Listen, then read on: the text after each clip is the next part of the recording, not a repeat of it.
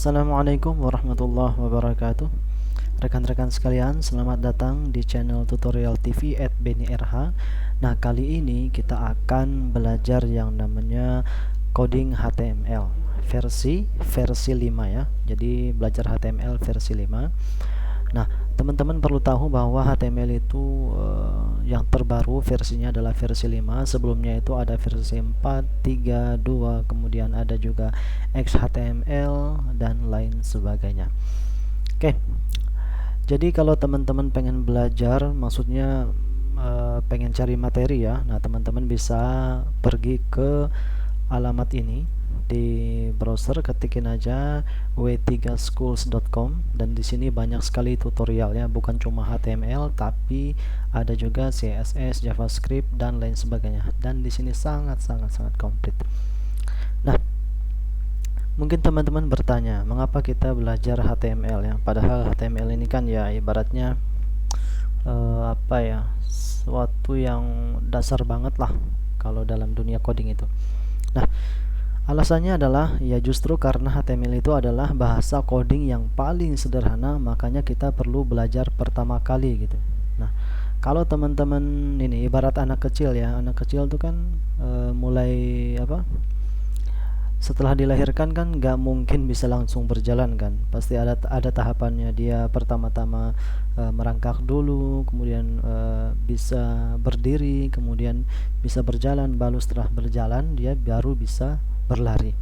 Nah, sama dalam hal yang ngoding, teman-teman ya, saya sarankan kalau ngoding itu jangan belajar dari yang tinggi-tinggi dulu. Takutnya teman-teman itu apa? Takutnya teman-teman akan kesulitan sekali, karena kalau levelnya tinggi dulu bahasa pemrogramannya itu biasanya kalau sedikit aja terjadi error, nah teman-teman bakal kesulitan untuk mencari kesalahannya. Makanya sebagai seorang apalagi sebagai seorang developer pemula, programmer ya, jadi disarankan memulai coding itu mulai dari HTML dulu. Nah gitu, kira-kira itu adalah alasan mengapa belajar HTML itu adalah yang pertama bagi seorang yang pengen belajar coding, baik itu otodidak maupun dia dibimbing oleh pihak akademisi, misalnya kuliah atau sekolah programmer gitu ya. Baik, kita langsung menuju pembahasan mengenai apa sih yang disebut sebagai HTML ya. Apa itu HTML? Teman-teman kalau sudah mengakses website W3 Schools ini, teman-teman bisa baca ya materinya. Di sini dijelaskan apa itu HTML. Oke. Nah, HTML itu teman-teman merupakan singkatan sebenarnya dari hanya adalah hypertext, kemudian HT itu hypertext, M markup, dan L itu language ya. Jadi HTML adalah singkatan dari hypertext markup language. Nah, ini merupakan bahasa markup, bukan bahasa programming ya. Ini bahasa markup, jadi beda bahasa programming dengan markup itu. Bedanya apa? Nah, kalau programming itu bahasa komputer. Jadi gini, ada istilahnya bahasa komputer, ada istilahnya bahasa programming, ada istilahnya bahasa markup, ada istilahnya bahasa cascading, ya banyak ya, dan semuanya itu disebut sebagai bahasa komputer. Nah, bahasa komputer sendiri terdiri dari banyak jenis lagi. Oke.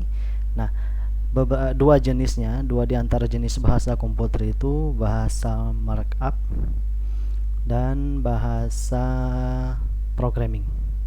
Kenapa bahasa markup ini nggak boleh kita sebut bahasa programming?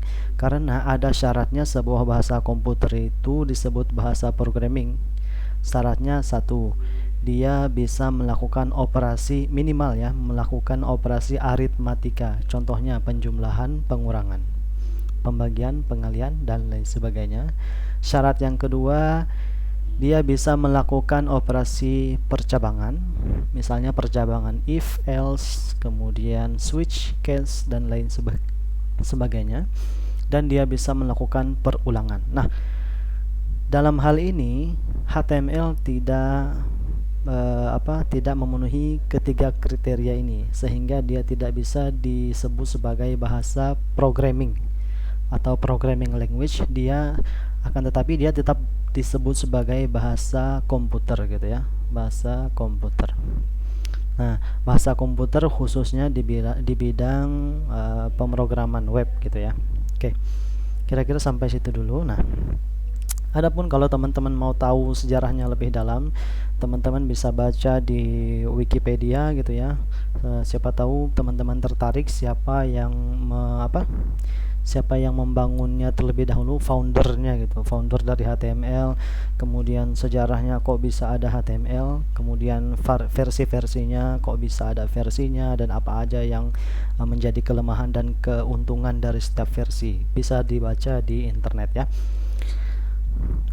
Kemudian, nah di sini saya berusaha memberikan penjelasan yang mudah-mudahan saya harap bisa dipahami dengan lebih mudah bagi teman-teman, simple gitu ya, bisa dipahami dengan bahasa yang simple. Oke, makanya untuk HTML seperti itu.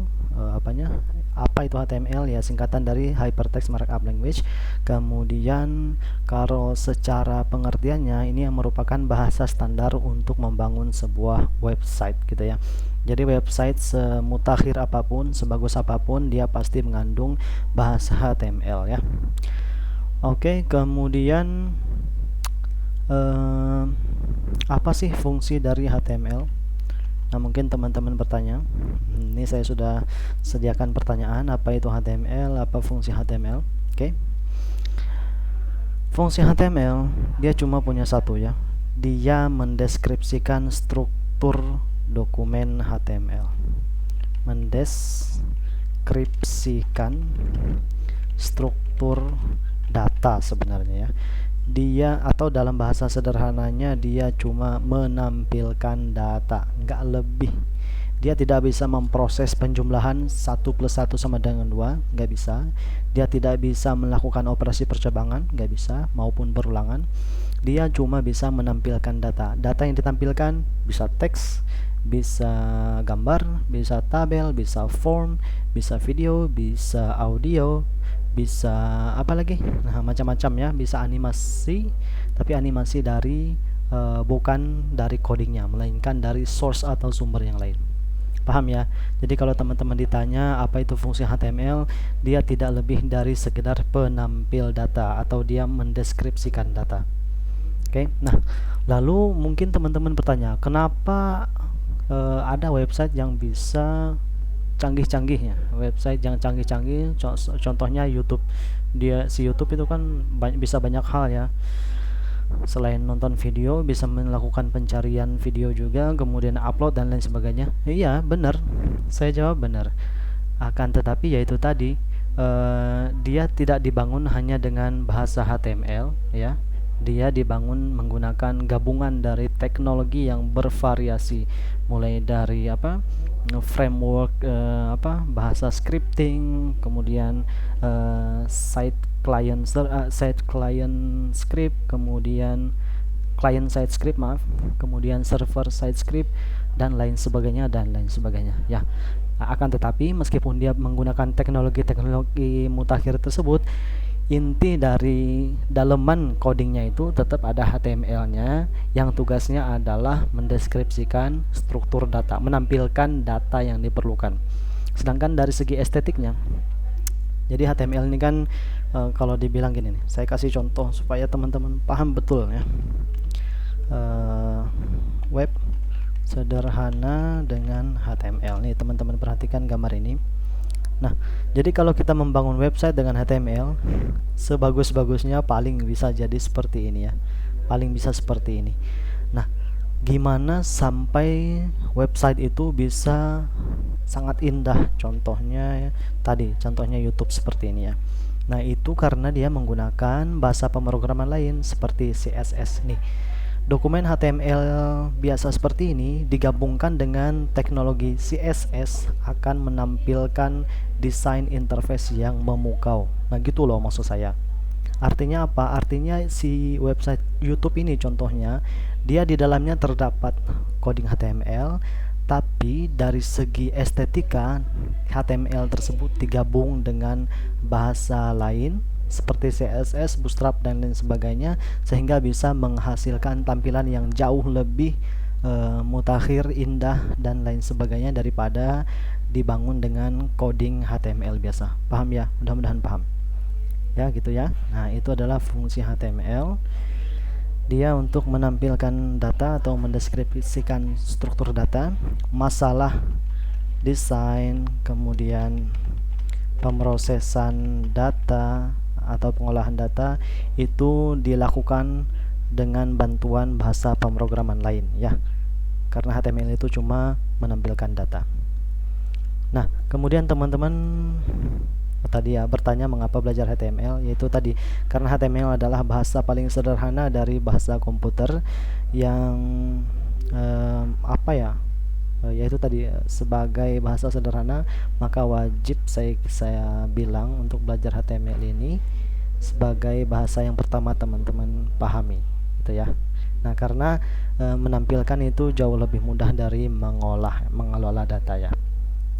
Kenapa saya bilang begitu? Nah, karena dalam prosesnya nanti coding itu biasanya nggak lebih dari satu menampilkan data, dua mengolah data, tiga output data gitu ya. Nah, bagian paling mudah dari ketiga fungsi atau tugas ini ya menampilkan data. Kita cuma menampilkan data ya. Kalau mengolah data dan input data itu sudah cukup sulit levelnya ya, karena memerlukan algoritma, pola pikir, urutan pemrosesan tertentu yang kadang-kadang sangat rumit gitu ya. Makanya HTML ini merupakan bahasa pertama yang harus kita pelajari sebagai developer pemula gitu. Oke, mungkin itu intro penjelasannya. Nah, sekarang kita langsung aja deh daripada kebanyakan chit-chat. Nah, mari kita mulai bikin dokumen HTML ya. Oke, untuk membuat dokumen HTML atau file HTML, teman-teman membutuhkan atau memerlukan yang namanya code editor ya, code editor. Apa itu code editor? Adalah aplikasi yang kita gunakan untuk menulis sintaks HTML gitu ya. Nah, di sini kita bisa menggunakan code editor bawaan ya, bawaan dari sistem operasi. Kalau teman-teman pakai Windows, ini bisa pakai Notepad gitu ya. Oke, start, kemudian cari aja Notepad. Nah, ini adalah code editor paling sederhana dan pasti ada di setiap komputer. Oke, gimana cara bikin HTML-nya? Oke, saya di sini copy paste aja. Copy, kemudian ke sini paste ya. Nah, saya akan jelaskan fungsi dari coding ini. Oke, jadi di sini ada sebuah editor yang kita buka, di dalamnya kita tuliskan coding gitu ya. Sintaks HTML. Oke, jadi di dalam HTML itu ada namanya tag. Saya tuliskan aja di sini deh. Tag, kemudian elemen, kemudian atributnya. Oke, saya akan jelaskan mulai dari tag dulu. Tag adalah sintaks HTML, kode HTML yang dibuat dalam format khusus. Contohnya H1, ini sintaks HTML. Ini tag namanya. Kemudian tag P, kemudian tag body, tag HTML, atau ada lagi tag head ya, head dan lain sebagainya. Banyak tag yang ada di HTML dan dibikin dalam format khusus. Jadi kalau kita bikin suatu tag yang nggak bisa, karena sudah ditentukan tag HTML-nya oleh si pembuatnya, yaitu W3 Consortium. Bingung ya? Nggak usah lah, jangan bingung. Teman-teman yang penting tahu aja apa itu W3 Consortium, nggak usah dicari ya. Oke, itu tentang tag. Dan tag itu ada yang tag berpasangan, artinya ada tag pembuka seperti ini dan ada tag penutup ya. Tag pembuka itu misalnya H1, kalau tag penutup itu tandanya ada garis miring seperti ini. Nah, ada tag berpasangan, ada tag tunggal. Tag tunggal itu seperti ini, misalnya BR atau HR dan lain sebagainya. Ada macam-macam tagnya. Nah, oke, di sini saya hapus dulu. Kemudian itu tadi tag ya. Jadi tag adalah kode HTML dengan bentuk khusus. Kemudian kalau elemen itu apa? Elemen adalah segala apa ini ya? Segala hal yang ada dalam, ibaratnya semua objek yang terdapat dalam sebuah dokumen HTML. Apa itu dokumen HTML? Nah, pertanyaan lagi ya. Panjang ini. Jadi dokumen HTML itu adalah sebuah file yang di dalamnya ada sintaks HTML dan tipe dari filenya itu berformat .html atau .htm gitu ya. Itu adalah dokumen HTML. Elemen itu apa? Semua ini disebut elemen. Contoh, elemen H1. Elemen H1 itu adalah semua ini, semua baris antara tag H1 dan tag penutupnya. Ini disebut elemen H1. Dan ini disebut kontennya. Ini elemen apa? Tag pembukanya, ini tag penutupnya, gitu ya. Kalau elemen P apa? Elemen P itu adalah elemen yang elemen yang dimulai dari tag P sampai penutupnya. Nah, gini. Dan ini adalah isi dari elemen P. Kalau elemen HTML yang mulai dari tag pembuka HTML sampai semua ini adalah termasuk ke dalam elemen HTML. Tag elemen head ini, elemen body, semua yang ada di sini. Paham ya? Nah, kemudian apa itu atribut? Atribut itu adalah ibaratnya instruksi yang ditambahkan di dalam sebuah tag. Contohnya pg color nih, ini atribut, kita setting black. Nah, ini disebut sebagai atribut ya. Beda ya dengan yang namanya tag dan elemen. Atribut ini biasanya ditaruh di dalam tag ya, dan atribut ini nggak mungkin mendahului tag. Contohnya misalnya bg color di depan body, nggak mungkin, itu nanti akan salah hasilnya gitu ya. Nah, masing-masing tag baik body H1P selain ini ya, selain HTML head dan yang ini, itu memiliki atribut tersendiri ya, yang teman-teman bisa perhatikan atau baca di bagian sini. Nanti ada sih sebenarnya penjelasannya tentang atribut nih. Semua tag itu memiliki atribut tersendiri, contohnya img, src dan lain sebagainya gitu ya. Tag P juga ada atributnya dan seterusnya dan seterusnya. Nah, mudah-mudahan paham lah ya. Oke, jadi itu bedanya tag, elemen, dan atribut. Nah, sekarang kita akan coba menyimpan file ini ke dalam bentuk dokumen HTML. Oke, ini adalah code editor ya. Kita simpan coding ini dengan cara file, boleh pakai save atau save as. Kemudian cari lokasi di mana teman-teman pengen menaruh dokumen HTML-nya. Coba misalnya di dokumen, kemudian bikin folder baru. Di sini bikin aja folder tutorial HTML gitu ya. Saya sarankan jangan ada spasi, jadi underscore aja, tutorial underscore HTML 5 ya, karena kita belajar HTML 5. Oke, nama kita harus menentukan nama filenya, nama dokumen HTML-nya. Contoh di sini adalah latihan 1. Nah, di sini yang pentingnya ya, harus ada format atau ekstensinya, yaitu .htm atau .html. Ini penting ya.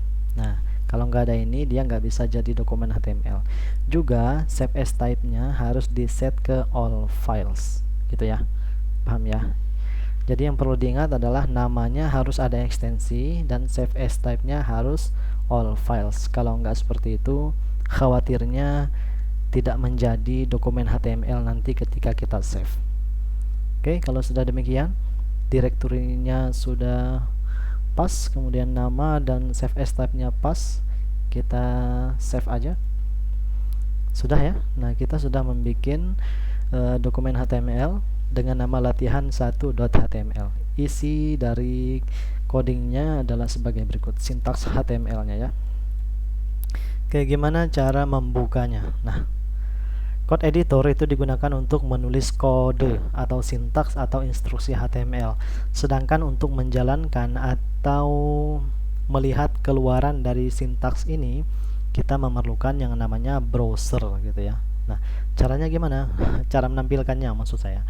Teman-teman pergi ke tempat di mana teman-teman menyimpan dokumen HTML tadi.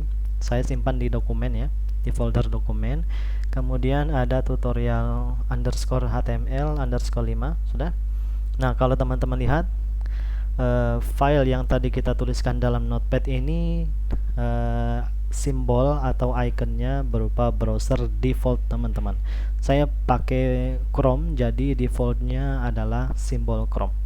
Nah, ini kalau kita double klik atau buka, nanti dia menampilkan yang seperti ini. Kenapa black? Nah, karena tadi kita menambahkan atribut bg black. Coba yellow ya. Yellow di sini. Yellow. Kemudian file save. Bisa pakai menu ini atau tekan Ctrl S di keyboard ya. Refresh lagi untuk melihat perubahannya. Nah, seperti ini. Jadi instruksi HTML ditampilkan dalam bentuk nih gitu ya. Nah, cara kerja HTML tuh gitu. Jadi tagnya, tampilan yang muncul di browser nanti itu akan sesuai dengan fungsi dari tagnya. Nah, kira-kira gitu teman-teman. Ini mungkin agak ini ya. Kalau pertama belajar HTML itu mungkin agak aneh dan agak membingungkan. Tapi ya mudah-mudahan teman-teman kedepannya bisa lebih inilah ya, bisa lebih memahami lagi. Awal-awal emang kayak gitu. Jadi tapi tetap ini ya, tetap semangat belajarnya. Oke, saya kira begitu dulu untuk yang tutorial sekarang, tutorial ini. Nah, teman-teman kalau ada pertanyaan atau ada yang bingung tentang penjelasan ini, bisa ditanyakan pada kolom komentar ya. Saya akan berusaha untuk menjawab pertanyaan teman-teman. Baik, nah di tutorial selanjutnya kita akan belajar tentang ini ya, tentang tag-tag dasar HTML. Mulai dari tag H1 ini apa sih maksudnya, kemudian tag P ini apa, dan tag-tag yang lainnya. Oke, jadi tonton selalu, nantikan selalu video tutorial dari channel ini. Semoga bermanfaat. Kurang lebihnya saya mohon dimaklumi. Wassalamualaikum warahmatullahi wabarakatuh.